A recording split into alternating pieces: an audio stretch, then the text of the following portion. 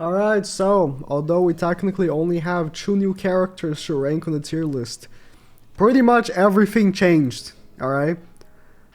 Mainly because I just got a new computer, and I didn't know this, but this tier list website resets all your tier lists if you log in from a different hardware.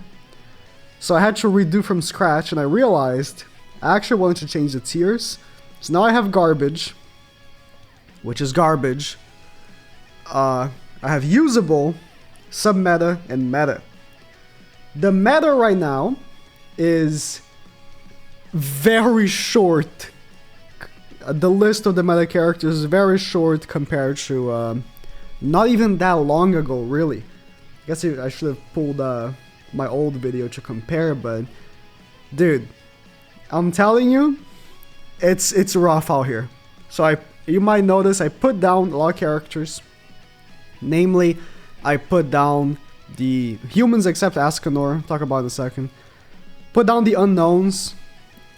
You could still use Hell Unknown team, but you're gonna lose, dude. You're gonna lose against Mellies and you're gonna lose against Goddesses. Right here, there are 3 teams that I would say are meta at the current moment. Sins with Melly. So I have Bon, I have Merlin, I have DN, but the best Sins team is probably this one here. Bon, Merlin in the front, Melly as well, and then Ascanor in the back for CC. This is why I have Ascanor here. Pretty much everybody's running Ascanor in the back for CC. Going first with Melly is so important, so you really want an LR for that. DN is a good other option, and I would actually keep her in here above King. I really want to put King in there, but I'll just say it's like a fun option that you can run. A sub-meta option, per se. Goddess team, definitely meta. You could run with Elat as well instead of Tristan, but Tristan is way better. And then Demons. Those are the 3 teams. And 2 of the 3 teams, Melly is involved. Yeah, and everything else is everything else, dude. It really is. Some other side options like Sins, you could still run Zeldris, but Merlin's way better, so I put Zeldris down. I have SSR Margaret here because I guess LR is better. I don't know. Barely any difference, but Rimu's decent with the unknowns. Like you could run, but it's not the best. LR Liz is good CC, but worse than Ascanor, so I put her down. Also, if you want to run on Sins, you can't run LR Liz. You have to run Ascanor because you need a full Sins team. Even the back unit. Human's not doing the best, so put Roxy down. Melascula, you'd think would be a good option for Demons, but because she's red, she gets one-shot by Melly, so all that to say that obviously Melly is the new best unit in the game. There's no second place. Like, he's the best, and the rest is the rest. Like, we're back at this type of meta, you know? He's just the best, and he's so much better than everyone else. It is what it is, right?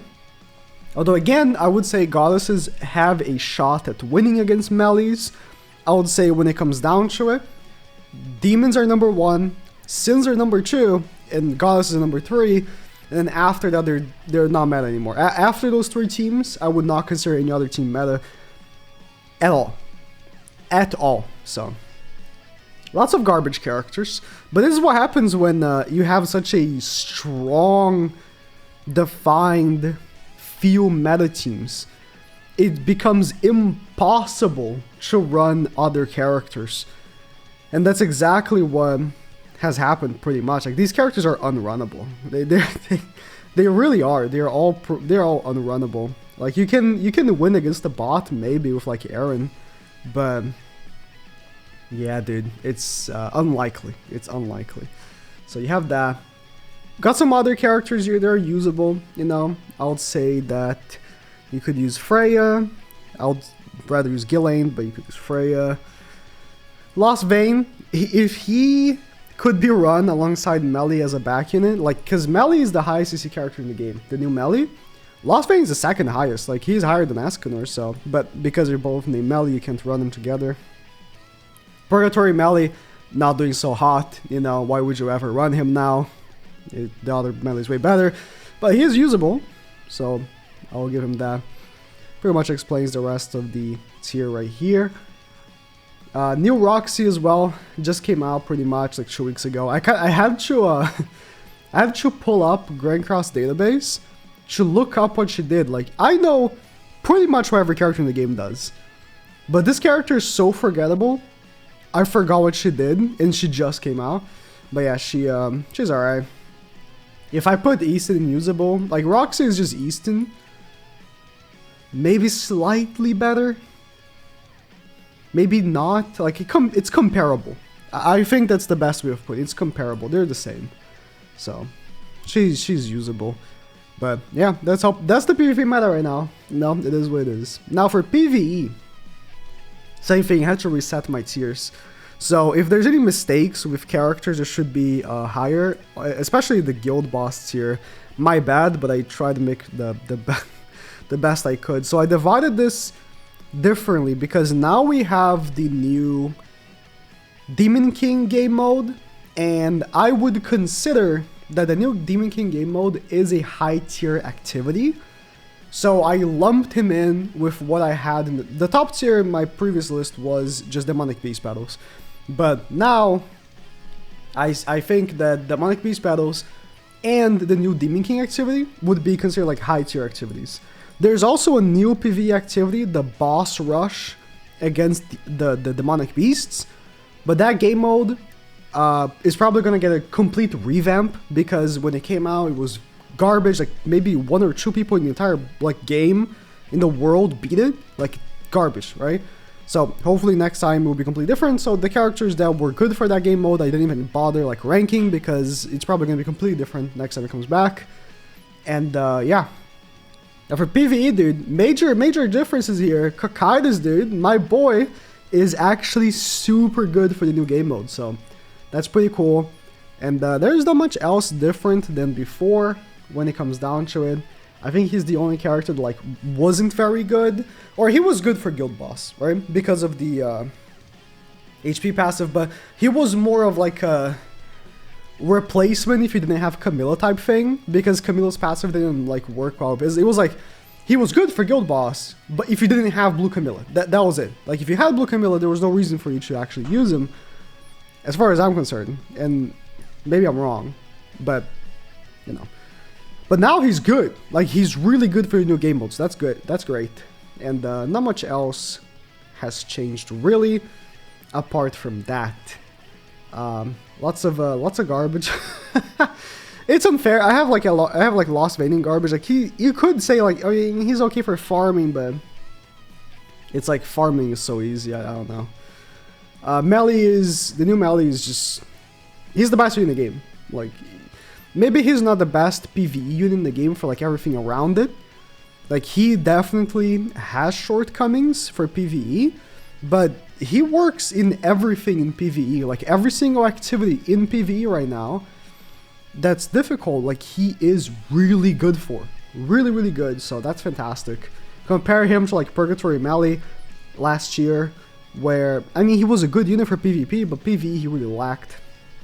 That's really great. Oh yeah, so I have also mid-tier activities. That's pretty much final boss, and like those kinds of bosses that aren't like the hardest thing ever, but they have some difficulty. Like some characters like Zeldris. I mean, Zeldris is also good for Guild Boss, I'm pretty sure, but they're really good for final boss. Like Mikasa is really good for final boss, so I also wanted to include them.